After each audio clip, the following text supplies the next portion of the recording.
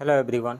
इस वीडियो में मैं आस्था आईएएस के फुल सिलेबस टेस्ट 1 के हिंदी मीडियम के क्वेश्चन को डिस्कस करने जा रहा हूं। क्वेश्चन नंबर 1, मालाबार सैन्य अभ्यास के संदर्भ में कौन सा कथन असत्य है? असत्य कथन को हमें चुनना है। यहाँ पे क्वाड सदस्य देशों भारत, अमेरिका, ऑस्ट्रेलिया, जापान के बीच यह अभ्यास प्रत्येक वर्ष आयोजित होता है। ये सही है। 2022 में इस अभ्यास का आयोजन जापान के मेज़बानी में किया गया। ये भी सही है। 2023 में इस अभ्यास का आयोजन भारत की मेज़बानी में किया जाएगा, नहीं, ऑस्ट्रेलिया की मेज़बानी में किया जाएगा। ये गलत है। यह अगस्त में होगा, तो अगस्त 2023 में ऑस्ट्रेलिया में होगा, तो ये गलत है। 2023 में इस अभ्यास का आयोजन ऑस्ट्रेलिया के मेज़बानी में किया जाएगा। ये सही है। तो इसमें से गलत कौन सा है? सी ऑप्शन गलत है। सो राइट ऑप्शन सी होगा। प्रवासी भारतीय दिवस के संदर्भ में कौन सा कथन असत्य है? यह दिवस प्रत्येक 2 वर्षों पर 9 जनवरी को मनाया जाता है। ये सही है। 17वां प्रवासी भारतीय दिवस 2023 को इंदौर, भोपाल में मनाया गया। ये भी सही है। 17वें प्रवासी भारतीय सम्मेलन के मुख्य अतिथि के रूप में मॉरिशस के प्रधानमंत्री प्रवीण जगन्नाथ थे, नहीं, प्रवीण जगन्नाथ नहीं थे। गुयाना के राष्ट्रपति मोहम्मद इरफान अली मुख्य अतिथि थे। तो ये गलत है। गांधी जी का अफ्रीका से भारत आने के उपलक्ष्य में मनाया जाता है। ये सही है। तो सी गलत हो जाएगा। राइट ऑप्शन सी। भारत का 41वां अंतर्राष्ट्रीय व्यापार मेला का आयोजन नई दिल्ली के प्रगति मैदान में किया गया। इसके संदर्भ में निम्नलिखित में से कौन सा कथन गलत है?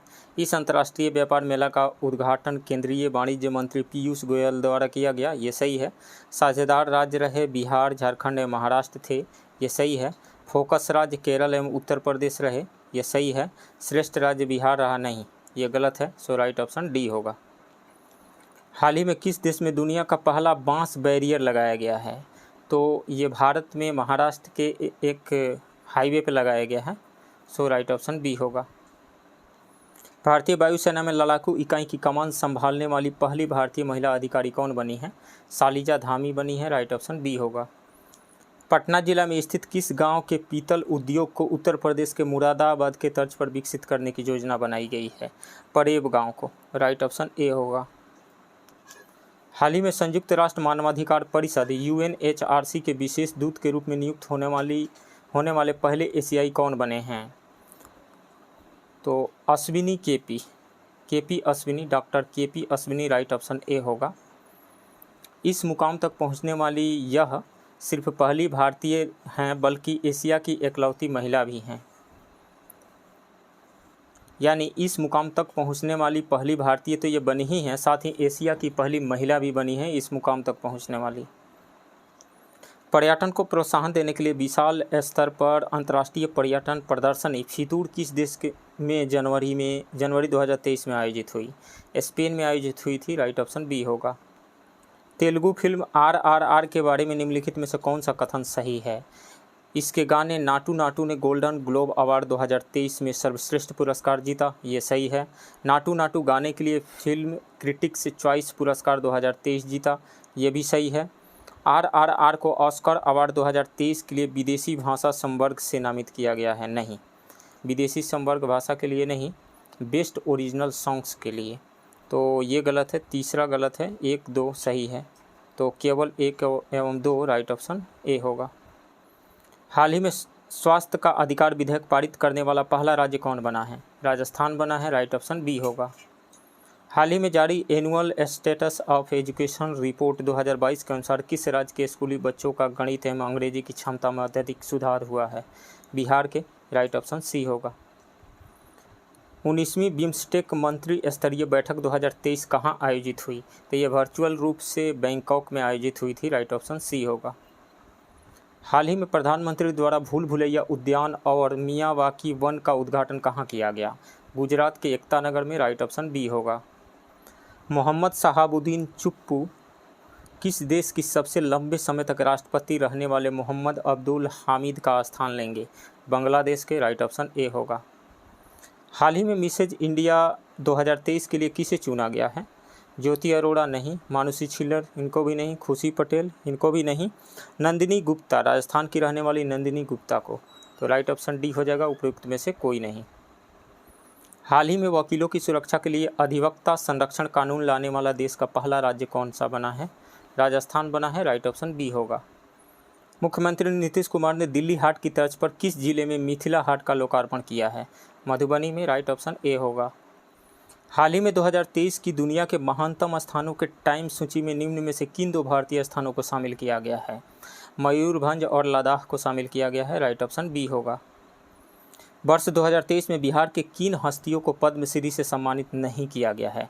तो आनंद कुमार को सम्मानित किया गया, कपिल देव प्रसाद को भी, सुभद्रा देवी को भी, दरोगा राय को सम्मानित नहीं किया गया। सो राइट ऑप्शन डी होगा। निम्नलिखित में से कौन सुमेलित नहीं है? बीबी माई स्टोरी, इसके लेखक बेंजामिन नेतन्याहू हैं, ये सही है। टॉम्ब ऑफ सैंड, इसके लेखक गीतांजलि श्री हैं, ये भी सही है। होम इन दी वर्ल्ड, इसके लेखक अमर्त्य सेन हैं, ये भी सही है। अनबाउंडेड, इसके लेखक गुलाम नबी आज़ाद नहीं है, अभयानंद है इसके लेखक, तो ये गलत है, राइट ऑप्शन डी होगा। निम्नलिखित में से कौन सुमेलित नहीं है? 76वें सत्र में यूएनओ अध्यक्ष अब्दुल्ला शाहिद, ये सही है। WTO के महानिदेशक टेड्रोस अघानोम, ये भी सही है। IMF के प्रबंध निदेशक क्रिस्टलिना जॉर्जीवा, ये भी सही है। विश्व बैंक के प्रमुख अजय बंगा प्रमुख तो होंगे, लेकिन इनका कार्यकाल शुरू होगा 2 जून 2023 से, तो इसलिए ये सही सुमेलित नहीं लग रहा है, तो राइट ऑप्शन यहाँ पे डी होगा। निम्नलिखित में कौन सुमेलित है? जो बाइडेन 46वां राष्ट्रपति हैं अमेरिका के, ये सही है। शहबाज शरीफ पाकिस्तान के 23वें प्रधानमंत्री हैं, ये भी सही है। ऋषि सुनक ब्रिटेन के 97वें प्रधानमंत्री हैं, ये भी सही है। तो उपरोक्त सभी सही है, राइट ऑप्शन डी होगा। बिहार के मुख्यमंत्री नीतीश कुमार द्वारा किस वर्ष तक हर खेत में सिंचाई निश्चित योजना को पूरा करने का निर्देश दिया गया है? 2025 तक, राइट ऑप्शन बी होगा। QS वर्ल्ड यूनिवर्सिटी रैंकिंग 2023 में कौन सर्वोच्च रैंकिंग वाला भारतीय संस्थान बन गया है? तो भारत में सर्वोच्च रैंकिंग वाला जो संस्थान है भारतीय विज्ञान संस्थान Indian school of science Bengaluru है, राइट ऑप्शन ए होगा। इसके बाद में है दूसरे स्थान पर IIT बॉम्बे और तीसरे स्थान पे है IIT दिल्ली। यदि पूरे वर्ल्ड की बात किया जाए तो वर्ल्ड में सबसे फर्स्ट स्थान पे है MIT, लगातार 11वें साल तक कंटिन्यूसली वो फर्स्ट स्थान पे कायम है। दूसरे स्थान पे है कैम्ब्रिज यूनिवर्सिटी और तीसरे स्थान पे है स्टैनफोर्ड यूनिवर्सिटी, तो इसमें से राइट ऑप्शन ए होगा। अंतर्राष्ट्रीय ओलंपिक समिति की बैठक का आयोजन वर्ष 2023 में भारत के किस शहर में किया जाएगा? तो ये मुंबई के जियो वर्ल्ड कन्वेंशन सेंटर में किया जाएगा, मुंबई, राइट ऑप्शन बी होगा। संयुक्त राष्ट्र बहुआयामी गरीबी सूचकांक के अनुसार 2005-6 और 2019 से 21 के बीच भारत के कितने लोग गरीबी के बाहर आए हैं? तो लगभग 415 मिलियन लोग, यानी लगभग 41 करोड़ लोग, राइट ऑप्शन सी होगा। 22 मार्च 2023 को बिहार अपना कौन सा स्थापना दिवस मनाया है? 111वां स्थापना दिवस मनाया है, राइट ऑप्शन बी होगा। 22 मार्च 1912 को बिहार बंगाल से हटकर एक स्वतंत्र राज्य बना था, और इस तरीके से हम देखें तो 22 मार्च 1912 से लेकर के 22 मार्च 2023 तक कुल 111 साल पूरे हो चुके हैं। हाल ही में प्रधानमंत्री ने श्री सीधा रोड रेलवे स्टेशन पर 1.5 किलोमीटर लंबे विश्व के सबसे लंबे रेलवे प्लेटफॉर्म का किस स्थान पर उद्घाटन किया है? कर्नाटक के हुबली में, राइट ऑप्शन ए होगा।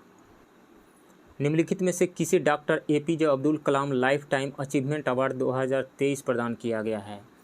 तो वो हैं CPM के पूर्व राज्यसभा सांसद TK Rangarajan, right option C होगा। निम्नलिखित में से कौन सा सुमेलित है? लद्दाख के राज्यपाल ब्रिगेडियर BD मिश्रा बने हैं, ये सही है। बिहार के राजेंद्र विश्वनाथ आर्लेकर बने हैं, ये भी सही है। असम के गुलाब चंद्र कटारिया बने हैं, ये भी सही है। तो उपयुक्त सभी सही, राइट ऑप्शन डी होगा। निम्नलिखित में नाटो का सबसे नवीनतम सदस्य कौन है? फिनलैंड बना है, राइट ऑप्शन ए होगा। निम्नलिखित में से असत्य कथन या कथनों की पहचान कीजिए। संसदीय व्यवस्था में कार्यपालिका विधायिका के प्रति उत्तरदायी होती है, ये सही है। अध्यक्षीय शासन व्यवस्था में कार्यपालिका विधायिका के प्रति उत्तरदायी नहीं होती है, ये सही है। संसदीय सरकार को सरकार का वेस्टमिंस्टर स्वरूप भी कहा जाता है, ये सही है।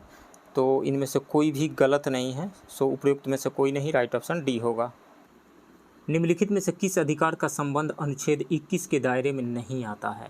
तो अनुच्छेद 21 के दायरे में आने वाले जो कुछ अधिकार हैं वो हैं मानवीय गरिमा के साथ जीने का अधिकार, आजीविका का अधिकार, एकांतता का अधिकार, मुफ्त कानूनी सहायता का अधिकार, चिकित्सा सहायता का अधिकार, सरकारी अस्पताल में समय पर इलाज का अधिकार, प्रदूषण मुक्त पानी और हवा सहित एक सभ्य वातावरण का अधिकार और खतरनाक उद्योगों से सुरक्षा, स्वास्थ्य का अधिकार, आश्रय का अधिकार। ये कुछ है। तो पानी की गुणवत्ता का, कार्यस्थल पर महिलाओं के उत्पीड़न का, एक चिकित्सक द्वारा घायलों को चिकित्सकीय सहायता, ये सभी शामिल हैं। मृत्यु दंड शामिल नहीं है। अनुच्छेद 21 के अनुसार किसी भी व्यक्ति को उसके प्राण या दैहिक स्वतंत्रता से विधि द्वारा स्थापित प्रक्रिया के अनुसार ही वंचित किया जा सकता है। तो मृत्यु दंड इससे संबंधित नहीं है।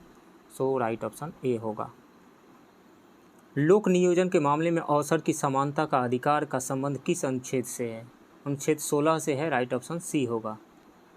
निम्नलिखित में से कौन साधारण बहुमत द्वारा संवैधानिक संशोधन के अंतर्गत नहीं आता है? तो साधारण बहुमत द्वारा संवैधानिक संशोधन के अंतर्गत आने वाले जो प्रावधान हैं वो हैं नए राज्यों का प्रवेश या स्थापना अनुच्छेद 2 के तहत, नए राज्यों का गठन और मौजूदा राज्यों के क्षेत्रों, सीमाओं या नाम में परिवर्तन अनुच्छेद 3 के तहत, नागरिकता प्राप्ति और समाप्ति अनुच्छेद भाग 2 के तहत, राज्यों में विधान परिषदों का उन्मूलन या निर्माण अनुच्छेद 169 के तहत, संसद में कोरम अनुच्छेद 100 और आधिकारिक भाषाओं का प्रयोग। ये सब आता है साधारण बहुमत द्वारा संवैधानिक संशोधन के अंतर्गत। इसमें संघ एवं राज्य के बीच विधायी शक्तियों का वितरण नहीं है।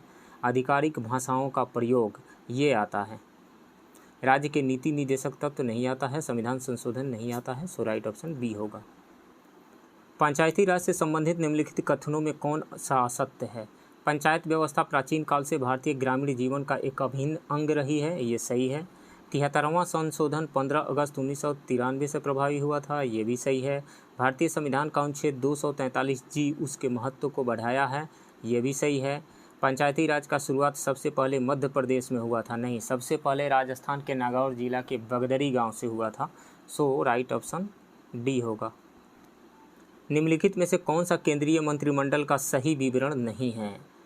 यह उस समय तक सत्ता में रहता है जब तक उसे संसद का विश्वास प्राप्त हो। ये सही है। संसद के बाहर के किसी व्यक्ति को कभी भी मंत्रिमंडल का सदस्य नियुक्त नहीं किया जा सकता है। नहीं, मंत्रिमंडल का सदस्य नियुक्त किया जा सकता है। इसके एग्जाम्पल हैं एस जयशंकर, जिनको फॉरेन मिनिस्टर बनाया गया था। हाँ, लेकिन एक बात तय है कि 6 महीने के अंदर या तो लोकसभा या राज्यसभा का सदस्य बनना होता है, लेकिन बाहर से किसी व्यक्ति को मंत्री तो बनाया ही जा सकता है, मंत्रिमंडल में शामिल किया जा सकता है, कैबिनेट में शामिल किया जा सकता है। तो ये गलत है। यह संसद के प्रति उत्तरदायी है। ये सही है। केंद्रीय मंत्रिमंडल का अध्यक्ष प्रधानमंत्री होता है। ये सही है। तो निम्नलिखित में कौन सा केंद्रीय मंत्रिमंडल का सही विवरण नहीं है? तो बी सही विवरण नहीं है। राइट ऑप्शन बी होगा। निम्नलिखित में कौन या विधान परिषद सदस्य बनने के बारे में सही नहीं है? कौन सा विधान परिषद सदस्य बनने के बारे में सही नहीं है? वह भारत का नागरिक हो एवं कम से कम 30 वर्ष की उम्र का हो। ये सही है। वह भारत या राज्य सरकार के किसी लाभ का पद धारण नहीं किए हुए हो। ये भी सही है। उसका नाम संबंधित राज्य की मतदाता सूची में दर्ज नहीं हो। नहीं, दर्ज तो होना चाहिए। ये गलत है। विधान परिषद कुल 6 राज्यों में है। ये भी सही है। तो सी गलत है। सो राइट ऑप्शन सी होगा। भारत के संविधान का कौन सा अनुच्छेद राष्ट्रीय आपातकाल से संबंधित है? तो वो है अनुच्छेद 352। राइट ऑप्शन ए होगा। एक पंचायत समिति किस स्तर पर एक पंचायती राज संरचना का संचालन करती है? तो ब्लॉक स्तरीय निकाय, जिला स्तर, ग्राम पंचायत स्तर, ब्लॉक स्तरीय निकाय। राइट ऑप्शन ए होगा। 73वां संवैधानिक संशोधन अधिनियम ग्राम पंचायत, ब्लॉक यानी पंचायत समिति और जिला यानी जिला परिषद स्तर पर त्रिस्तरीय स्थानीय स्वशासन प्रदान करता है। ग्राम स्तर पर ग्राम पंचायत, खंड पंचायत या पंचायत समिति, मध्यवर्तीय स्तर पर यानी खंड स्तर पर और जिला स्तर पर जिला पंचायत। राज्यसभा के प्रतिनिधित्व में शामिल हैं भारत के राष्ट्रपति द्वारा मनोनीत सदस्य। ये सही है। नागरिकों द्वारा सीधे चुने गए सदस्य राज्यसभा के प्रतिनिधित्व में शामिल है। नागरिकों द्वारा सीधे चुने गए सदस्य, नागरिकों द्वारा सीधे चुने गए सदस्य राज्यसभा के प्रतिनिधित्व में शामिल नहीं होते हैं। अप्रत्यक्ष रूप से नागरिकों द्वारा उनके प्रतिनिधियों के माध्यम से चुने गए सदस्य शामिल होते हैं। तो इसमें कुछ गड़बड़ लग रहा है, आंसर उपयुक्त सभी दिया हुआ है। निम्नलिखित में से किसकी अध्यक्षता में विनय पिटक एवं सूत पिटक का संकलन हुआ था? तो विनय पिटक एवं सूत पिटक का संकलन प्रथम बौद्ध संगीति में हुआ था और प्रथम बौद्ध संगीति के अध्यक्ष महाकश्यप थे। तो यहाँ पे महाकश्यप होना चाहिए, राइट ऑप्शन डी होगा। कौन सा युग्म सुमेलित है? कालीबंगा राजस्थान के गंगानगर में है, ये सही है। मालवण ये गुजरात के काठियावाड़ में है, ये भी सही है। अमब खेड़ी ये उत्तर प्रदेश के सहारनपुर में है, ये भी सही है। तो इनमें से सभी सुमेलित है, उपयुक्त सभी सही, राइट ऑप्शन डी होगा। निम्नलिखित में कौन सा हड़प्पा कालीन स्थल पाकिस्तान में अवस्थित नहीं है? तो हड़प्पा पाकिस्तान में है, मोहनजोदाड़ो भी पाकिस्तान में है, रोपड़ नहीं है। सो राइट ऑप्शन सी हो जाएगा यहाँ पे। रोपड़ भारत में है, भारत के पंजाब राज्य में। धर्म सुधार आंदोलन के दौरान वैदिक धर्म की प्रतिष्ठा को पुनः स्थापित करने में निम्न में से किन की भूमिका नहीं है? तो कुमारिल भट्ट की और शंकराचार्य, इन दोनों की महत्वपूर्ण भूमिका है, स्वामी विवेकानंद का नहीं है, राइट ऑप्शन सी होगा। वैदिक संहिताओं में उल्लेखित देवीत्मा एवं मातीत्मा शब्द का आशय है? देवी देवताओं को प्रसन्न करने के लिए बलि से नहीं, नदियों के नाम से, ऋग्वैदिक काल के त्यौहार से नहीं, उस समय का खेल ये भी नहीं, नदियों के नाम से है, राइट ऑप्शन बी होगा। सभी भक्ति आंदोलन के संतों के मध्य एक सामान्य विशेषता थी कि उन्होंने अपनी वाणी को उसी भाषा में लिखा जिसे उनके भक्त समझते थे, ये सही है। स्त्रियों को मंदिर जाने को प्रोत्साहित किए, मूर्ति पूजा को प्रोत्साहित किए, मूर्ति पूजा का विरोध किए, इसमें से सही ऑप्शन ए होगा, अपनी वाणी को उसी भाषा में लिखा जिसे उनके भक्त समझते थे। मध्यकालीन इतिहास में दारुल सफ़ा किस विभाग से संबंधित था? तो दारुल सफ़ा फिरोज शाह तुगलक के द्वारा स्थापित एक खैराती अस्पताल था, राजकीय अस्पताल, राइट ऑप्शन ए होगा। संगम युग के संदर्भ में टोडी, मुसिरी, कोरकाई, अरिकेमेडु और मरकानम क्या थे? महत्वपूर्ण तीर्थस्थल नहीं, छोटे सरदारों की राजधानियाँ ये भी नहीं, वाणिज्यिक गतिविधि के बंदरगाह हुआ करते थे, राइट ऑप्शन यहाँ पे सी होगा। इन चारों में से मुसिरी और टोंडी पश्चिम तट पर स्थित थे, जबकि कोरकाई और पुहार ये पश्चिमी तट पर, पूर्वी तट पर स्थित थे। वह दक्षिण भारतीय राज्य जो अपनी नौसैनिक शक्ति के लिए प्रसिद्ध था, तो वह था चोल्स, राइट ऑप्शन बी होगा, चोल साम्राज्य। सूची 1 से सूची 2 को सुमेलित कीजिए और सूचियों के नीचे दिए गए कूट से सही उत्तर चुनिए। पल्लवों की राजधानी कांची थी, तो ए का 2 हो जाएगा, और पांडवों की राजधानी मदुरई थी, तो बी का 3 हो जाएगा, और यादव वंश की राजधानी जो थी वो थी देवगिरी, तो सी का 4 हो जाएगा। काकतीय की राजधानी वारंगल थी, तो डी का 1 हो जाएगा। तो इसमें से ए का 2, बी का 3, सी का 4 एंड डी का 1, राइट ऑप्शन बी होगा। किस अधिवेशन के दौरान किसानों की समस्या को लेकर गांधी जी से राजकुमार शुक्ल सबसे पहले मिले थे? तो 1916 के लखनऊ के अधिवेशन में, राइट ऑप्शन बी होगा। निम्नलिखित में से सबसे पहले कौन सी घटना हुई? तो लाला लाजपत राय की मृत्यु हुई थी नवंबर 1928 में, 1928। Trade dispute and safety bill ये आया था 1929 में। इंडियन रिपब्लिक आर्मी की स्थापना हुई थी ये अप्रैल 1930 में, 18 अप्रैल 1930 को। और सविनय अवज्ञा आंदोलन की शुरुआत गांधी जी ने किया था। उन्होंने यात्रा शुरू किया था 12 मार्च 1930 से, लेकिन उन्होंने नमक कानून को तोड़ा 5 अप्रैल 1930 को। तो 5 या 6 अप्रैल यहाँ से हो जाएगा, अप्रैल के फर्स्ट वीक में 1930। तो इसमें से सबसे पहले जो घटना हुई वो लाला लाजपत राय की मृत्यु हुई, सो राइट ऑप्शन ए होगा। निम्नलिखित में कौन सा असहयोग आंदोलन के कारण थे? रॉलेट एक्ट, जालियांवाला बाग हत्याकांड ये भी था कारण, हंटर कमेटी की रिपोर्ट ये भी थी, तो उपयुक्त सभी सही, राइट ऑप्शन डी होगा। बाल गंगाधर तिलक की सजा के पश्चात किसने दया की वकालत की थी और कहा था कि संस्कृत के एक विद्वान के रूप में तिलक में मेरी दिलचस्पी है? मैक्स मूलर ने। राइट ऑप्शन बी होगा। पुर्तगालियों को भारतीय महिलाओं से विवाह को प्रोत्साहन करने तथा सती प्रथा पर रोक लगाने वाला वायसराय कौन था? तो अल्फांसो डी अल्बुकर्क था। पुर्तगाली governor Alfonso de Albuquerque. Right option A होगा। निम्नलिखित में कौन सुमेलित है? प्रथम कर्नाटक युद्ध एक्स ला सापेल, इससे संबंधित है, ये सही है। द्वितीय कर्नाटक युद्ध से संबंधित है पांडिचेरी की संधि, ये सही है। तृतीय कर्नाटक युद्ध से पेरिस की संधि, ये भी सही है। तो उपयुक्त सभी सही। राइट ऑप्शन डी होगा। निम्नलिखित में से कौन से कथन सुमेलित हैं? आर्य महिला समाज की स्थापना पंडिता रामाबाई ने की थी, ये सही है। 1850 के दशक में विधवा पुनर्विवाह एसोसिएशन की स्थापना विष्णु शास्त्री पंडित जी ने की थी, ये सही है। सर्वेंट ऑफ इंडिया सोसाइटी की स्थापना गोपाल कृष्ण गोखले ने किए थे, ये सही है। तो उपयुक्त सभी सही। राइट ऑप्शन डी होगा। सती चौरा घाट की घटना इनमें से किस घटना से जुड़ी थी? 1857 के विद्रोह से। राइट ऑप्शन ए होगा।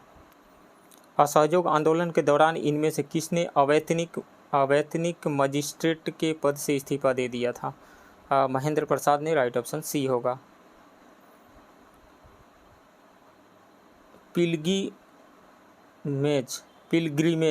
Pilgrimage to 5 kingdom of India नामक पुस्तक के लेखक थे? तो इसके लेखक थे चीनी यात्री हाइचो। तो इसमें से कोई नहीं होगा, उपयुक्त में से कोई नहीं। राइट ऑप्शन डी होगा। लॉर्ड वेलेस्ली ने अपने राजनीतिक उद्देश्य को पूरा करने के लिए निम्न में से कौन सा उपायों का सहारा लिया था? तो सहायक संधि प्रथा, पहले से अधीन बनाए जा चुके शासकों का क्षेत्र हड़पना, खुला युद्ध, इन तीनों का। उपयुक्त सभी। राइट ऑप्शन डी होगा। निम्नलिखित में कौन महात्मा गांधी के प्रमुख आश्रम में सुमेलित नहीं था? फिनिक्स फॉर्म डरबन में था, ये गांधी जी के द्वारा स्थापित ही फॉर्म था, ये सही है। टॉल्स्टॉय फॉर्म जोहान्सबर्ग में गांधी जी के द्वारा ही स्थापित किया गया ये फॉर्म था, ये भी सही है। सेवाग्राम आश्रम ये वर्धा में स्थापित किया गया था महात्मा गांधी जी के द्वारा। तो ये तीनों महात्मा गांधी जी के द्वारा स्थापित आश्रम हैं। तो उपयुक्त सभी, ये सभी जो है महात्मा गांधी जी के द्वारा स्थापित प्रमुख आश्रम ही हैं। तो कह रहा है कि नहीं है, तो उपयुक्त में से कोई नहीं होना चाहिए। इंडियन रिपब्लिकन आर्मी की गतिविधियों में 2 लड़कियों ने महत्वपूर्ण भूमिका अदा किया, इनमें कौन नहीं है? तो इंडियन रिपब्लिकन आर्मी एक अल्पकालिक क्रांतिकारी सेना थी जिसके सूर्य सेन और अनुशीलन समिति के सदस्यों ने 1930 में बनाया था। सेना को चटगांव शहर और बंगाल प्रेसिडेंसी को ब्रिटिश शासन से मुक्त करने के उद्देश्य से बनाया गया था। इसमें प्रीतिलता वाडेकर तथा कल्पना दत्त दोनों ने महत्वपूर्ण भूमिका निभाई थी। तो इसमें से उपयुक्त में से ये दोनों ने महत्वपूर्ण भूमिका निभाई थी। सिस्टर निवेदिता ने भूमिका नहीं निभाई थी। राइट ऑप्शन सी होगा। वह कौन पहले मुस्लिम नेता थे जिन्हें स्वतंत्रता संघर्ष के दौरान फांसी दी गई थी? अशफाक उल्ला खां थे। राइट ऑप्शन ए होगा।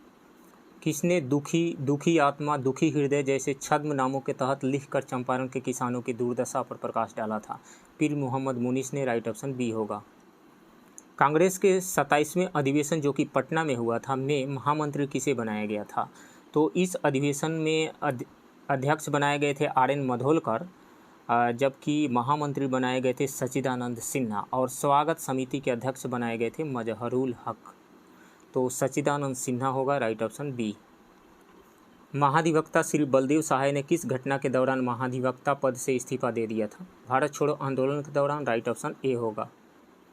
अभी बिहार ही ऐसा प्रांत है जो हमें रास्ता दिखा सकता है एवं हमारे लिए उदाहरण बन सकता है, यह कथन गांधी जी ने कब दिया था? 1939 में कांग्रेस मंत्रिमंडल के त्यागपत्र के समय? नहीं।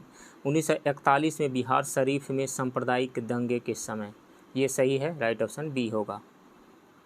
कालानुक्रमिक क्रम में निम्नलिखित को सही क्रम में व्यवस्थित कीजिए। तो कैबिनेट मिशन आया था, कैबिनेट मिशन 22 मार्च 1946 को।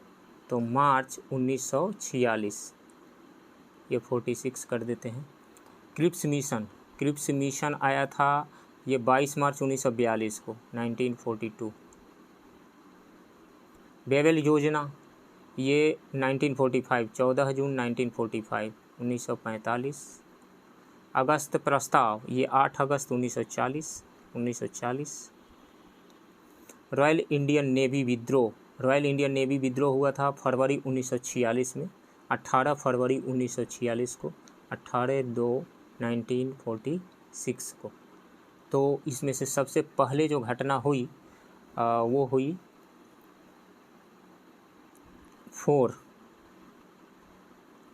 1940 अगस्त प्रस्ताव 1940, उसके बाद में 2 यानी क्रिप्स मिशन 1942, उसके बाद में 3 बेबल योजना 1945, उसके बाद में 5 रॉयल इंडियन नेवी, ये हुआ था 18 फरवरी 1946 को, उसके बाद देन कैबिनेट मिशन, ये मार्च 1946 को।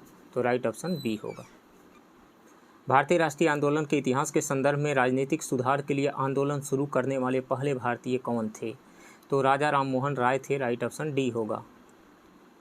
ऐसा कौन सा कदम था जिसमें कंपनी के हाथों से राजनीतिक सत्ता छीन लेने के उद्देश्य से ब्रिटिश सरकार द्वारा उठाया गया था?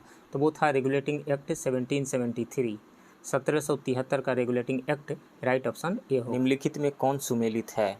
प्रथम पारसी अध्यक्ष इंडियन नेशनल कांग्रेस के प्रथम पारसी अध्यक्ष दादा भाई नौरोजी थे, ये सही है। प्रथम मुस्लिम अध्यक्ष बदरुद्दीन तैयबजी थे, ये भी सही है। प्रथम अंग्रेज अध्यक्ष जॉर्ज यूले थे, ये भी सही है। तो उपयुक्त सभी सही है, राइट ऑप्शन डी होगा। नई विदेश व्यापार नीति के बारे में सत्य है। तो हर एक 5 साल पर भारत सरकार विदेश व्यापार नीति लेकर के आती है।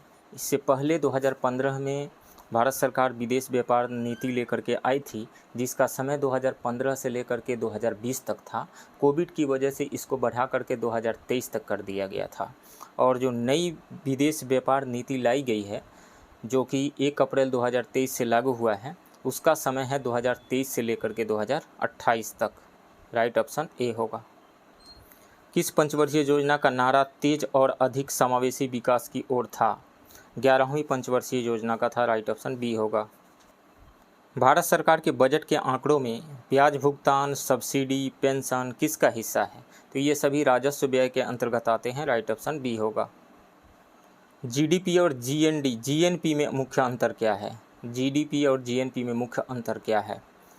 तो जीडीपी किसी देश के बाउंड्री के अंदर एक साल में प्रोड्यूस किए गए टोटल गुड्स एंड सर्विसेज का मॉनेटरी वैल्यू होता है। वो गुड्स एंड सर्विसेज किसी कंट्री के बाउंड्री के अंदर प्रोड्यूस किया जाता है, चाहे सिटीजन के द्वारा किया जाए या फिर फॉरेनर जो उस कंट्री में रहते हैं उनके द्वारा किया जाए। ये सभी जीडीपी के अंतर्गत आते हैं। लेकिन जीएनपी में थोड़ा सा अंतर है। जीएनपी में जो इंडियंस जो बाहर रह करके विदेशों में काम करते हैं, उनके द्वारा गुड्स एंड सर्विसेज का जो प्रोडक्शन होता है वो भी इंक्लूडेड रहता है। और जो बाहर के यानी विदेशी जो इंडिया में रह करके गुड्स एंड सर्विसेज का प्रोडक्शन करते हैं, उसको सब्ट्रैक्ट कर लिया जाता है। यानी विदेशों से शुद्ध साधन आय का अंतर होता है। मतलब ये रहा कि जीएनपी इज इक्वल टू ये होता है GDP plus net factor incomes from abroad, net factor income from abroad ये होता है। तो विदेशों से शुद्ध साधन आय, राइट ऑप्शन ए होगा। मतलब ये रहा कि जीएनपी का मतलब होता है कि किसी कंट्री के सिटीजन्स के द्वारा प्रोड्यूस किए गए गुड्स एंड सर्विसेज का मॉनेटरी वैल्यू, एक साल में प्रोड्यूस किए गए गुड्स एंड सर्विसेज का मॉनेटरी वैल्यू। ये सिटीजन चाहे देश में रह करके प्रोड्यूस किए हों या विदेशों में रह करके प्रोड्यूस किए हों। स्थापना के संदर्भ में कौन सत्य है? एनएसओ की स्थापना 2019 में की गई थी, ये सही है। आईआरडीए की स्थापना 1999 में की गई थी, ये भी सही है।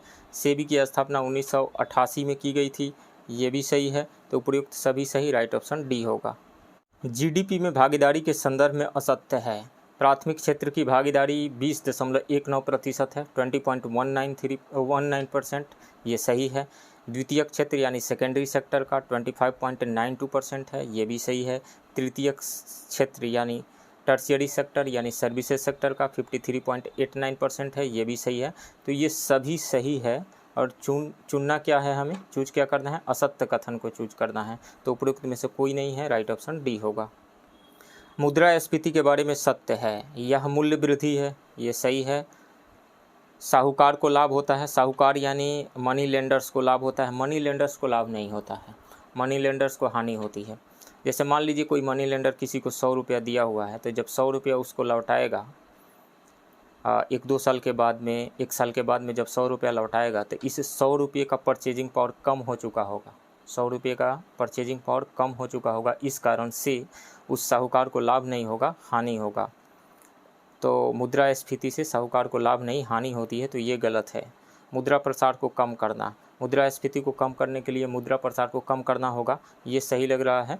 तो उपयुक्त सभी, हालांकि इसमें आंसर उपयुक्त सभी दिया हुआ है, लेकिन ये गलत है, इसलिए उपयुक्त सभी सही नहीं होगा। तो इस क्वेश्चन में कुछ एरर लग रहा है।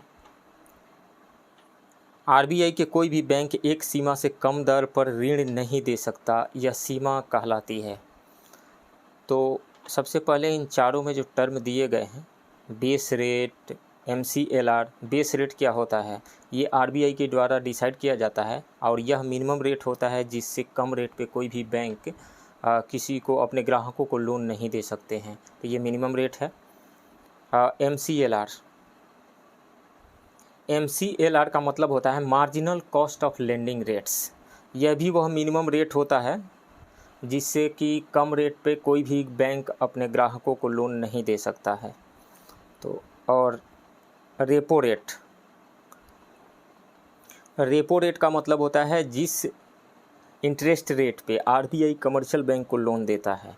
और रिवर्स रेपो रेट, जैसे मान लीजिए किसी कमर्शियल बैंक के पास में एक्स्ट्रा मनी है, तो वो रखते हैं आरबीआई के पास, तो आरबीआई से जो रेट ऑफ इंटरेस्ट मिलता है, जो इंटरेस्ट मिलता है, उसको कहा जाता है रिवर्स रेपो रेट।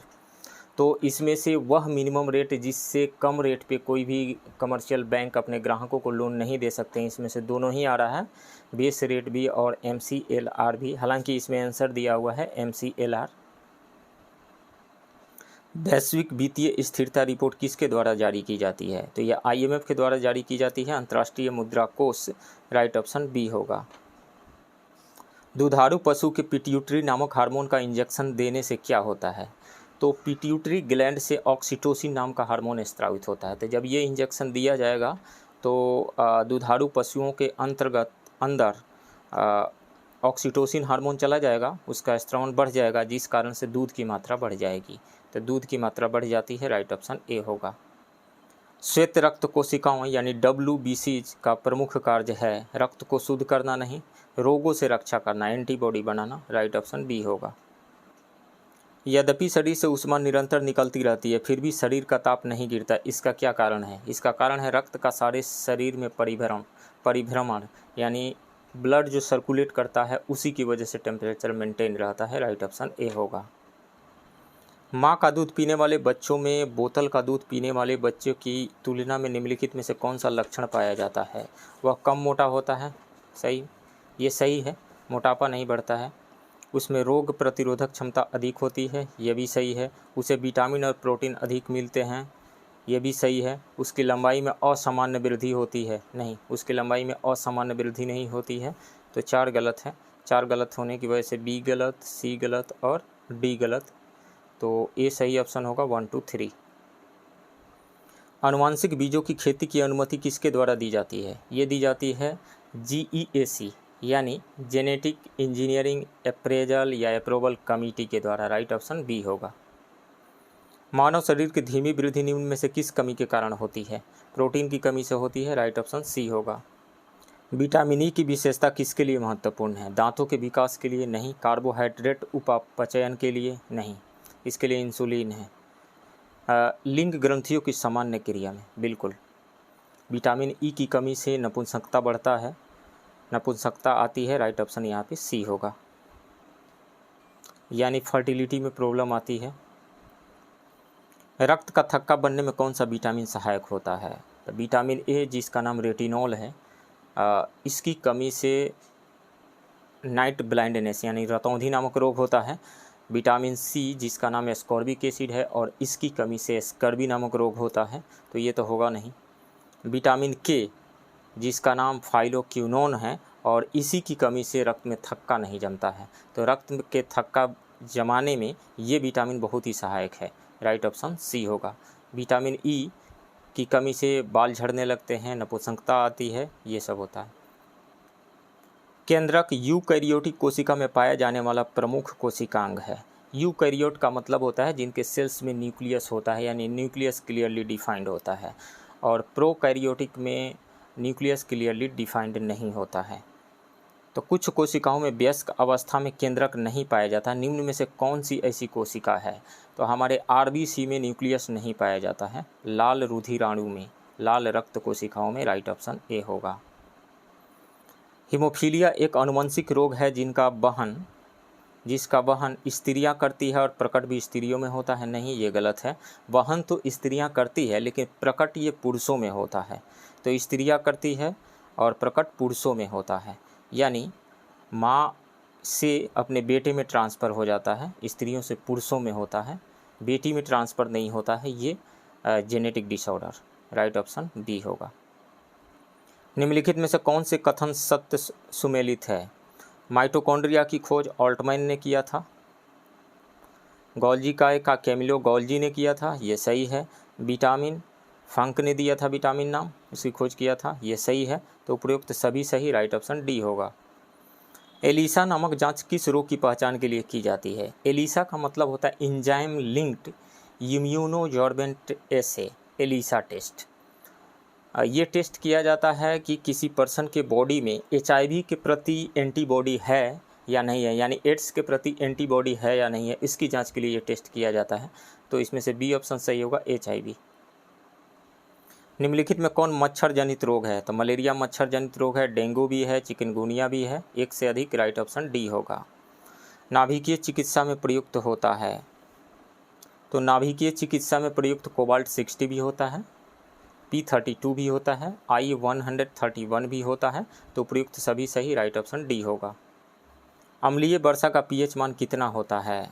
तो यदि pH स्केल को हम देखें तो यहाँ पे 7 है, 7 न्यूट्रल, 7 से कम एसिड का pH होता है और 7 से ज़्यादा बेस का pH होता है। तो चूँकि एसिड रेन है तो उसमें निश्चित रूप से एसिडिक होगा, वो तो एसिडिक होगा तो उसका pH 7 से निश्चित रूप से कम होगा, तो 5.6 से कम होता है उसका pH, राइट ऑप्शन ए होगा। और ये एसिड रेन होता कैसे है? हम जानते हैं कि मेटल के ऑक्साइड बेसिक नेचर के होते हैं और नॉन मेटल्स के ऑक्साइड एसिडिक नेचर के होते हैं। नॉन मेटल्स जैसे कार्बन के ऑक्साइड, सल्फर के ऑक्साइड, सल्फर डाइऑक्साइड, नाइट्रोजन के ऑक्साइड, NO2, ये सभी एसिडिक नेचर के होते हैं। ये वाटर में घुल करके और एसिड बनाते हैं, जैसे कार्बन के ऑक्साइड कार्बोनिक एसिड बना लिया H2CO3, नाइट्रोजन के ऑक्साइड HNO3 बना लेते हैं, और सल्फ़र के oxide sulphur trioxide, then sulphur के ऑक्साइड जो है SO2 वो H2SO3 और उसके बाद में H2SO4 बना लेता है, यानी सल्फ्यूरिक एसिड बना लेता है। तो एसिड बना लेते हैं और यहीं वर्षा के बूंदों के साथ में आते हैं धरती पे, जिसको एसिड रेन कहा जाता है। तो एसिड रेन होने का ये कारण है। ये सल्फ़र डाइऑक्साइड या फिर नाइट्रोजन के ऑक्साइड ये कहाँ से निकलते हैं? व्हीकल्स से भी निकलते हैं, जो उसका फ्यूल बर्न करता है वहाँ से भी निकलते हैं, इंडस्ट्री से भी निकलते हैं, और एसिड रेन के होने में अपना योगदान देते हैं। अम्लीय और क्षारीय विलयनों में फिनोफ्थेलिन का रंग क्रमशः होता है। तो अम्लीय यानी एसिडिक मीडियम में फिनोफ्थेलिन का कलर रंगहीन होता है, जबकि बेसिक मीडियम में इसका कलर पिंक होता है, गुलाबी होता है, राइट ऑप्शन डी होगा। सीन गैस किसका मिश्रण है? सीन गैस मतलब सिंथेटिक गैस। सिंथेटिक गैस मिश्रण होता है कार्बन मोनोऑक्साइड और हाइड्रोजन का, राइट ऑप्शन बी होगा। बुलेट प्रूफ कांच बनाने के लिए निम्नलिखित में से किस बहुलक का उपयोग किया जाता है? PMMA। PMMA का मतलब होता है पॉलीमिथाइल मेथेक्रिलेट, इसका यूज किया जाता है, राइट ऑप्शन बी होगा। अग्निशामक के लिए सोडा एसिड में होता है, तो इसमें होता है सोडियम बाइकार्बोनेट NaHCO3 और सल्फ्यूरिक एसिड H2SO4।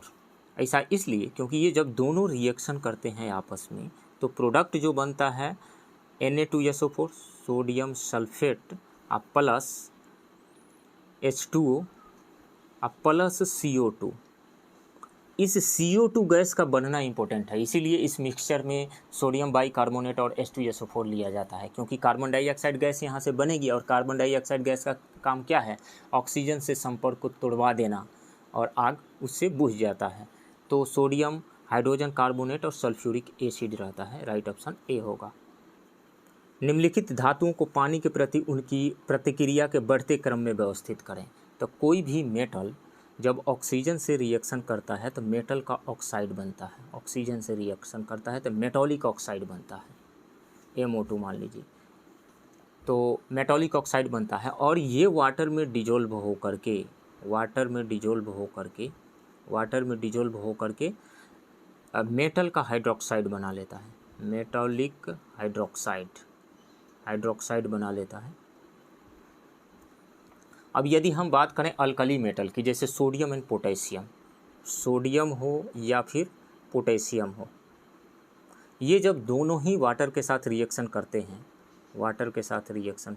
H2, ये वायलेंटली वाटर के साथ रिएक्शन करते हैं, विगरसली वाटर के साथ रिएक्शन करते हैं, इतना तेज़ी के साथ रिएक्शन करते हैं और ये रिएक्शन इतना हाईली एक्सोथर्मिक है कि इससे जो हाइड्रोजन गैस प्रोड्यूस होती है, जैसे यहाँ पे NaOH बन जाएगा, NaOH यानी sodium hydroxide plus hydrogen gas यहाँ से निकलेगी, और पोटेशियम जो है वाटर के साथ रिएक्शन करेगा तो पोटेशियम हाइड्रोक्साइड यानी KOH बनेगा और हाइड्रोजन गैस यहाँ से निकलेगी। चूँकि ये रिएक्शन जो है हाईली एक्सोथर्मिक है, हाईली एक्सोथर्मिक मतलब यहाँ से हीट प्रोड्यूस होता है, उस हीट के प्रोड्यूस होने की वजह से ये हाइड्रोजन गैस तुरंत ही जल उठता है। तो ये वायलेंटली रिएक्ट करते हैं सोडियम एंड पोटेशियम, यानी हाईली रिएक्टिव है वाटर के टुवार्ड्स, तो इनकी रिएक्टिविटी सबसे ज़्यादा होगी। तो सिर्फ इस बात से हम ऑप्शन को यहाँ से जान सकते हैं कि कौन सा ऑप्शन सही होगा। तो हाईली रिएक्टिव कौन सा होगा? सोडियम होगा। इन चारों ऑप्शन में सबसे लास्ट में जो दिया गया है सोडियम होगा, तो राइट ऑप्शन ए हो जाना चाहिए। आगे और बढ़ते हैं। मैग्नीशियम की यदि हम बात करें तो मैग्नीशियम कोल्ड वाटर से रिएक्शन नहीं करता है, हाँ, लेकिन हॉट वाटर से ये रिएक्शन करता है। तो मैग्नीशियम जब हॉट वाटर से रिएक्शन करता है तो Mg प्लस हॉट वाटर ये बना लेता है मैग्नीशियम हाइड्रोक्साइड, और आप लोग जानते होंगे मैग्नीशियम हाइड्रोक्साइड MgOH का whole twice, magnesium hydroxide MgOH का होल ट्वाइस, इसको मिल्क ऑफ मैग्नीशिया कहा जाता है। और ये क्या है? मिल्क ऑफ मैग्नीशिया एक बेस है, एक एंटा एसिड है। तो जब किसी पर्सन के पेट में ज़्यादा एसिडिटी बढ़ जाती है तो उसके इलाज के लिए इस मिल्क ऑफ मैग्नीशिया यानी मैग्नीशियम हाइड्रोक्साइड को दिया जाता है, इसके घोल को दिया जाता है। इसके बाद हम यदि देखें एल्युमिनियम, आयरन, जिंक, ये न तो कोल्ड वाटर से रिएक्शन करते हैं और न ही हॉट वाटर से रिएक्शन करते हैं, हाँ, लेकिन स्टीम के साथ ये रिएक्शन करते हैं। इसके बाद लेड हो गया, कॉपर, सिल्वर या फिर गोल्ड, ये वाटर के किसी भी फॉर्म से रिएक्शन नहीं करते हैं। तो आयरन तो निश्चित रूप से रिएक्शन करेगा, स्टीम के साथ रिएक्शन करेगा। तो ए ऑप्शन में जो दिया गया है सोडियम तो ऐसे ही रिएक्शन कर लेगा। मैग्नीशियम जो है ये हॉट वाटर से रिएक्शन करता है। जिंक की यदि हम बात करें तो जिंक स्टीम के साथ रिएक्शन करता है, जिंक हो गया या फिर आयरन हो गया, ये दोनों स्टीम के साथ रिएक्शन करते हैं। निम्नलिखित में से कौन सी राशि अदिश है यानी स्केलर है? तो स्केलर उस फिजिकल क्वांटिटी को कहा जाता है जिसके पास सिर्फ मैग्नीट्यूड होता है और वो डायरेक्शन पे डिपेंड नहीं करती है, और triangle law of vector addition या parallelogram law of vector addition, या यूँ कहें कि वेक्टर अलजेब्रा के लॉ को फॉलो नहीं करती है, ये सिंपल अलजेब्रा के लॉ को फॉलो करती है। हमेशा 2 + 3 = 5 ही होगा स्केलर क्वांटिटी के केस में। 2 + 3 4 नहीं हो सकता है, 2 + 3 3 नहीं हो सकता है। ये इस तरह की चीज़ें वेक्टर में होती है। तो निम्नलिखित में कौन सी राशि अदिश राशि है? तो यदि हम आवेग की बात करें तो आवेग होता क्या है? आवेग को यदि हम जे से डिनोट करें तो ये एक बहुत बड़ा फोर्स जब शॉर्ट ड्यूरेशन ऑफ टाइम के लिए किसी ऑब्जेक्ट पे एक्ट करता है तो उस फोर्स और उस टाइम के मल्टीप्लिकेशन को, प्रोडक्ट को आवेग कहा जाता है, इम्पल्स कहा जाता है। एग्जाम्पल, जैसे कोई बैट्समैन जब शॉट लगाता है, बॉल को हीट करता है, तो बॉल उस बैट के कांटेक्ट में बहुत ही शॉर्ट ड्यूरेशन ऑफ टाइम के लिए रहता है और बैट्समैन जो है एक लार्ज फोर्स एक्सर्ट करता है, तो उस केस में जो फोर्स है और जो कांटेक्ट में रहा टाइम, उसके बीच के मल्टीप्लिकेशन को आवेग यानी इम्पल्स कहा जाता है। तो ये क्या हो गया? फोर्स इनटू टाइम हो गया, ये फोर्स इंटू टाइम। फोर्स एक वेक्टर क्वांटिटी है, टाइम एक स्केलर क्वांटिटी है, इम्पल्स जो आता है वो एक वेक्टर क्वांटिटी है, स्केलर नहीं है। आगे इसको हम बढ़ाते हैं तो चेंज इन लीनियर मोमेंटम यानी P2 माइनस P1 आ जाता है, तो यह एक वेक्टर क्वांटिटी है, स्केलर नहीं है, ये नहीं होगा। त्वरण, rate of change in velocity यानी dv/dt होता है इसका त्वरण, तो त्वरण एक वेक्टर क्वांटिटी है, स्केलर नहीं है। कार्य जो होता है W, ये होता है फोर्स और डिस्प्लेसमेंट का dot product, F dot S कह दीजिए इसको, डॉट प्रोडक्ट है, या यूँ कहें कि एफ एस कॉस थीटा। तो ये डॉट प्रोडक्ट है, इसको स्केलर प्रोडक्ट भी कहा जाता है। तो इससे इस प्रोडक्ट से जो फिजिकल क्वांटिटी निकल करके आती है वो स्केलर होती है, वेक्टर नहीं होती है। तो कार्य W जो होगा ये एक स्केलर क्वांटिटी है, तो इसमें से स्केलर जो है ओनली कार्य यानी वर्क है, राइट ऑप्शन सी होगा। निम्नलिखित में से कौन संस्थापक के रूप में असत्य है? यूट्यूब के संस्थापक स्टीव चेन है, ये सही है।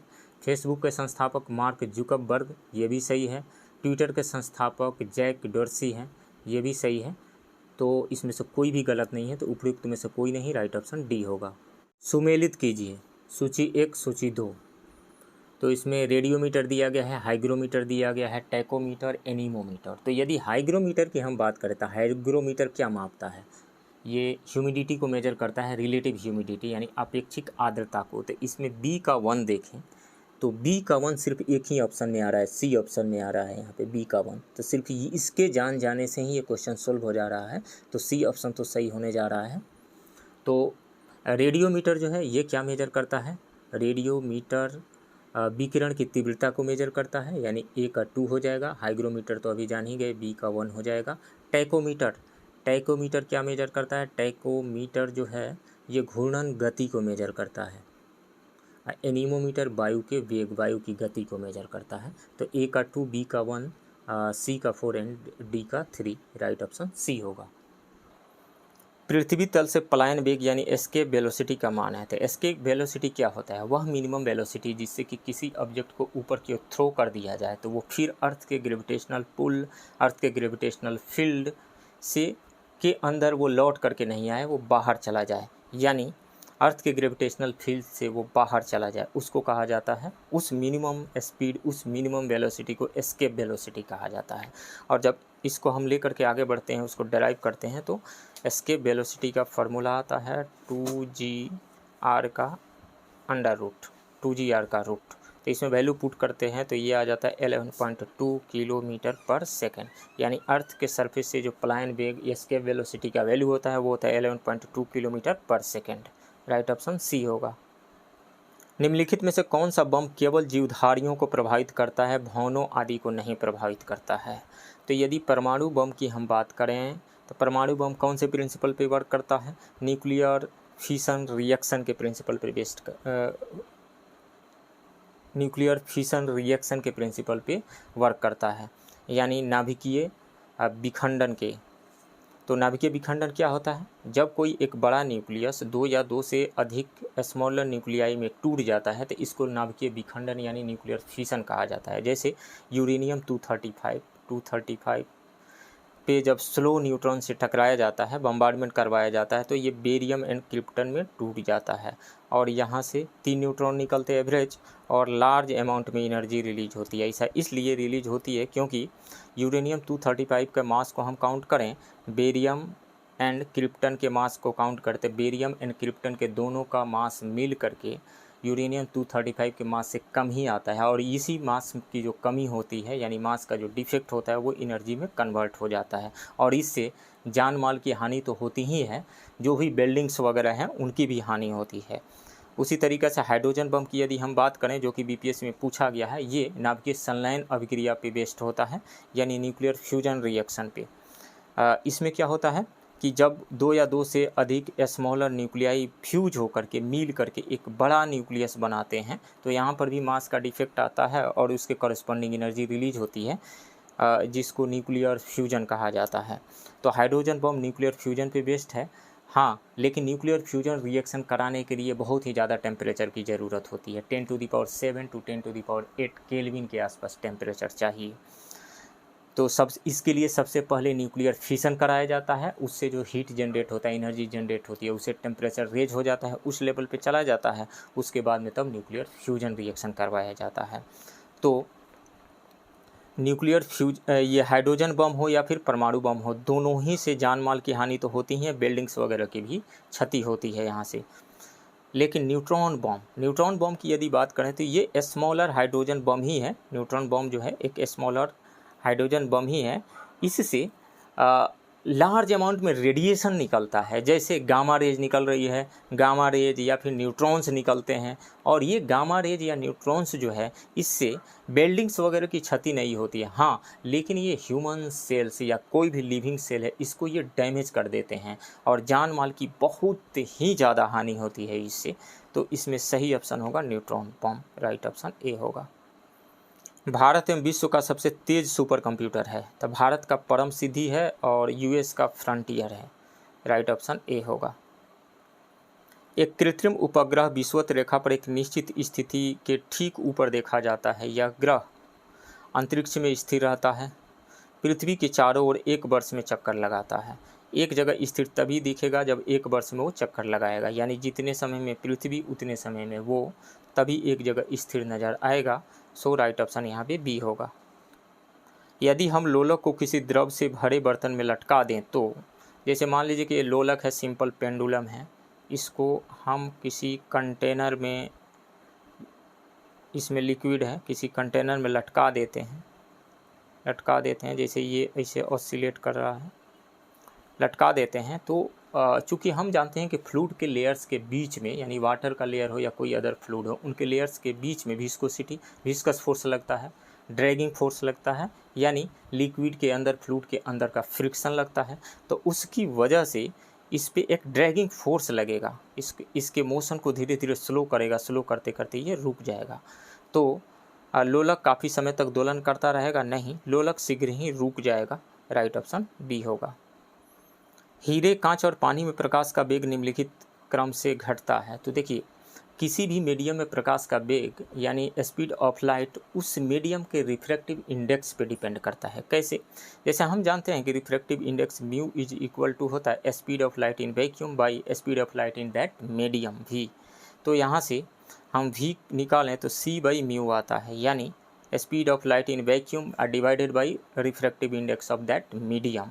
तो इन तीनों में से पानी हो गया, कांच हो गया और हीरा हो गया, जिसमें रिफ्रैक्टिव इंडेक्स का वैल्यू ज़्यादा होगा उसमें स्पीड कम होगा, जिसमें रिफ्रैक्टिव इंडेक्स का वैल्यू कम होगा उस पर स्पीड ज़्यादा होगा। तो पानी का हम रिफ्रैक्टिव इंडेक्स देखें तो पानी का होता है 1.33 और कांच का, ग्लास का रिफ्रैक्टिव इंडेक्स होता है लगभग 1.5 और हीरा का सबसे ज़्यादा होता है, डायमंड का 2.42 होता है। तो हीरा में प्रकाश का वेग सबसे कम होगा, उससे ज़्यादा होगा कांच में और सबसे ज़्यादा होगा पानी में। तो हीरे, कांच और पानी में प्रकाश का वेग निम्नलिखित क्रम से घटता है। तो घटेगा किस क्रम से यहाँ पे? तो हीरा में सबसे कम होगा, उससे ज़्यादा कांच में होगा, उससे ज़्यादा पानी में होगा, राइट ऑप्शन बी होगा। गुटेनबर्ग असंबद्धता किसे पृथक करता है? तो गुटेनबर्ग डिसकंटिन्यूटी जो है ये पाया जाता है आउटर कोर एंड मेंटल के बीच में, तो कोर तथा मेंटल के बीच में, राइट ऑप्शन ए होगा। पाक जलडमरू, मध्य तथा मन्नार की खाड़ी द्वारा निर्मित संकरे समुद्री जलमार्ग के कारण इनमें से कौन सा देश भारत से अलग होता है? तो वह है श्रीलंका, राइट ऑप्शन बी होगा। निम्नलिखित में से किस को सह्याद्री पर्वतमाला भी कहा जाता है? तो पश्चिमी घाट को सह्याद्री भी कहा जाता है, राइट ऑप्शन सी होगा। निम्नलिखित में कौन सा जल संयोजक इंडोनेशिया के सुमात्रा द्वीप को मलेशिया से अलग करता है? तो वो है मलक्का, राइट ऑप्शन सी होगा। मलक्का जो है मलय और सुमात्रा को अलग करता है, मलय पेनिनसुला एंड सुमात्रा को अलग करता है। और जिब्राल्टर जो है वो हडसन बे और लेब्राडोर सी को अलग करता है। जिब्राल्टर जो है यूरोप और अफ्रीका को अलग करता है, जबकि हडसन जो स्टेट है, हडसन स्टेट, वो हडसन बे और लेब्राडोर सी को अलग करता है। और बाब अल मंदेब जो है ये रेड सी और गल्फ ऑफ एडन को अलग करता है। मौसम बदलने का क्या कारण है? तो मौसम बदलने का कारण है पृथ्वी का सूर्य के चारों ओर चक्कर लगाना, अपने कक्ष पर झुका होना। राइट ऑप्शन सी होगा। निम्न में से कौन वृष्टि छाया क्षेत्र का उदाहरण है? पश्चिमी घाट का पूर्वी ढाल, हिमालय का उत्तरी ढाल, अरावली से पश्चिमी राजस्थान, ये सभी हैं, तो उपयुक्त सभी राइट ऑप्शन डी होगा। भारत की क्षेत्रीय सीमा तट से कितने किलोमीटर तक समुद्र की ओर फैली हुई है? तो 12 नॉटिकल माइल तक। और हम जानते हैं कि 1 nautical mile is equal to होता है 1.852 किलोमीटर। तो इसमें 12 से हम मल्टीप्लाई करें तो ये लगभग आएगा 21.9 किलोमीटर। राइट ऑप्शन बी होगा।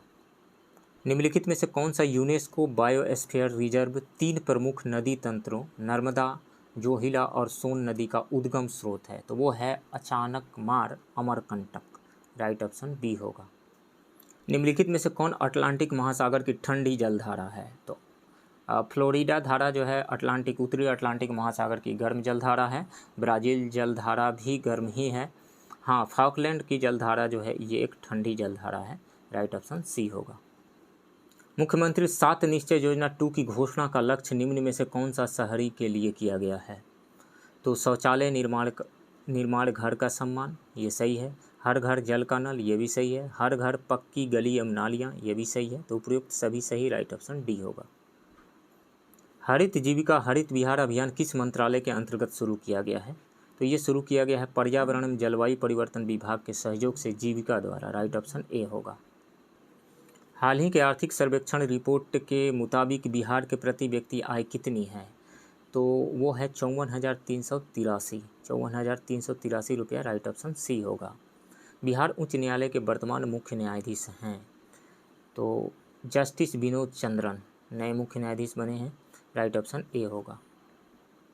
सन 1857 के विद्रोह के समय पटना का कमिश्नर कौन था? विलियम टेलर था। राइट ऑप्शन ए होगा। इनमें से किस ग्रंथ में आधुनिक बिहार की जानकारी प्राप्त होती है? तो शतपथ ब्राह्मण से। शतपथ ब्राह्मण, महाभारत और सांख्यायन अरण्यक, ये तीनों ही से होती है। तो उपयुक्त सभी। राइट ऑप्शन डी होगा। बिहार के संदर्भ में कौन असत्य है? लोकसभा की सीट 40 है, ये सही है। विधानसभा की सीट 243 है, ये भी सही है। विधान परिषद में 75 सीट है, ये सही है। तो इसमें से कोई भी असत्य नहीं है। तो उपयुक्त में से कोई नहीं। राइट ऑप्शन डी होगा। बिहार की तराई प्रदेश विस्तृत है। छोटा नागपुर पठार के उत्तरी कगार के समानांतर से अधिक, भारत नेपाल सीमा के समानांतर, रोहतास पठार के पूर्वी कगार के समानांतर। इसमें से आंसर दिया हुआ है उपयुक्त सभी सही। D. Right option D. Bihar की सुमेश्वर श्रेणी है पारसनाथ पहाड़ी से पुरानी, राजमहल की पहाड़ी से पुरानी, खड़गपुर पहाड़ी से पुरानी। उपयुक्त सभी। राइट ऑप्शन डी होगा। बिहार कृषि विकास रोड मैप 4 की समय सीमा है? तो ये इसी साल 1 अप्रैल से लागू हुआ था और इसकी समय सीमा है 5 वर्षों के लिए, 2023 से 28। राइट ऑप्शन बी होगा। नेक्स्ट क्वेश्चन, निम्नलिखित में कौन सा मिलान सही है? त्रिवेणी नहर। त्रिवेणी नहर पश्चिम चंपारण में सिंचाई व्यवस्था के लिए इसका निर्माण किया गया था। तो पश्चिम चंपारण हो जाएगा, पूर्वी चंपारण नहीं। तो ये सही नहीं है। पूर्वी सोन नहर, पूर्वी सोन नहर से जो सिंचाई होती है वो होती है औरंगाबाद, अरवल, पटना, गया, जहानाबाद ज़िले में, भोजपुर में नहीं। भोजपुर में होती है पश्चिमी सोन नहर से सिंचाई। पश्चिमी सोन नहर से जो सिंचाई व्यवस्था होती है वो भोजपुर, बक्सर ज़िलों में होती है। तो भोजपुर यहाँ है, इस कारण से ये गलत हो गया। और पश्चिमी कोसी नहर, पश्चिमी कोसी नहर से बेगूसराय में सिंचाई होती है, दरभंगा में भी होती है और मधुबनी में भी होती है। और यदि पूर्वी कोसी नहर की बात करें तो पूर्वी कोसी नहर से पूर्णिया एवं सहरसा ज़िले में सिंचाई होती है। तो इसमें से सी ऑप्शन सही लग रहा है। तो सही ऑप्शन सी होगा। हालांकि इस टेस्ट सीरीज में डी ऑप्शन दिया गया है, उपयुक्त में से कोई नहीं। लेकिन दृष्टि IAS के बुक में, जो बिहार ज्योग्राफी की बुक है, उसमें पश्चिमी कोसी नहर से जो सिंचाई होती है वो बेगूसराय, दरभंगा और मधुबनी ये दिया हुआ है। पूर्वी कोसी नहर, पश्चिमी कोसी नहर से दरभंगा, बेगूसराय, मधुबनी, समस्तीपुर तथा सुपौल जिलों में सिंचाई की व्यवस्था की जाती है। तो इसमें से सही ऑप्शन सी होगा। बिहार में कौन सा एकमात्र जिला है जहां ईरी रेशम का उत्पादन होता है? तो वो भागलपुर जिला है। राइट ऑप्शन ए होगा। बिहार के कुछ नगरों व उससे संबंधित उद्योगों के जोड़े प्रस्तुत हैं, गलत जोड़ा पहचानिए। हाजीपुर में प्लाईवुड उद्योग है, ये सही है। समस्तीपुर में कागज़ व लुगदी उद्योग है, ये भी सही है। पूर्णिया में जूट उद्योग है, ये भी सही है। तो इसमें से कोई भी गलत जोड़ा नहीं है, तो उपयुक्त में से कोई नहीं, राइट ऑप्शन डी होगा। एक जिला एक उत्पाद के मामले में असत्य है, तो मुजफ्फरपुर सुजनी कढ़ाई के लिए जाना जाता है, ये सही है। गया स्टोन क्राफ्ट के लिए, ये भी सही है। दरभंगा हाथ की कढ़ाई के लिए नहीं जाना जाता है। जहाँ तक एक जिला एक उत्पाद की बात है तो इसके लिए दरभंगा मधुबनी चित्रकला के लिए जाना जाता है, तो ये गलत है। पटना टिकुली पेंटिंग के लिए जाना जाता है, ये सही है। तो इसमें से गलत है सी, राइट ऑप्शन सी होगा। बिहार में सर्वाधिक अनुसूचित जातियों की संख्या किस जिले में है? तो गया में है, राइट ऑप्शन बी होगा। निम्नलिखित में कौन सुमेलित है? 20वां एशियाई खेल 2026 जापान के नगोया में होगा, ये सही है। 23वां फुटबॉल विश्व कप 2026 अमेरिका, कनाडा तथा मैक्सिको में होगा, ये सही है। तो इसमें से ए और बी दोनों ही सही है, सो राइट ऑप्शन सी होगा। विश्व व्यापार संगठन का 12वां मंत्री स्तरीय सम्मेलन कहाँ आयोजित हुआ? जेनेवा में हुआ था, राइट ऑप्शन ए होगा। भारत में नैनो तकनीक के जनक के रूप में जाना जाता है, तो नैनो टेक्नोलॉजी के फादर के रूप में जाना जाता है CNR राव को। CNR राव का मतलब होता है चिंतामणि नागेश रामचंद्र राव, इनको जाना जाता है, राइट ऑप्शन बी होगा। अभी तक इंडिया में 3 ऐसे साइंटिस्ट हैं जिनको भारत रत्न दिया गया है, जिनमें से CV रमन हैं, डॉक्टर APJ अब्दुल कलाम हैं और तीसरे नंबर पे ये हैं CNR राव। निम्नलिखित में कौन सुमेलित है? प्रदूषक प्रभावित जिले। आर्सेनिक प्रदूषण से प्रभावित जिले हैं पटना, भोजपुर, खगड़िया, ये सही है। नाइट्रेट से अरवल, बांका और भागलपुर, ये सही है। आयरन से बिहार के लगभग सभी जिले हैं, तो ये सही है। तो उपयुक्त सभी सही, राइट ऑप्शन डी होगा। इसके बाद मैथ के क्वेश्चन शुरू हो रहे हैं और मैथ के क्वेश्चन को हम यहाँ सॉल्व नहीं करेंगे। तो फ्रेंड्स, ये रहा आस्था IAS के फुल सिलेबस टेस्ट 1 के हिंदी मीडियम के क्वेश्चन का डिस्कशन। आप बने रहिए इस चैनल के साथ। मिलते हैं किसी दूसरे वीडियो में, तब तक के लिए थैंक यू वेरी मच।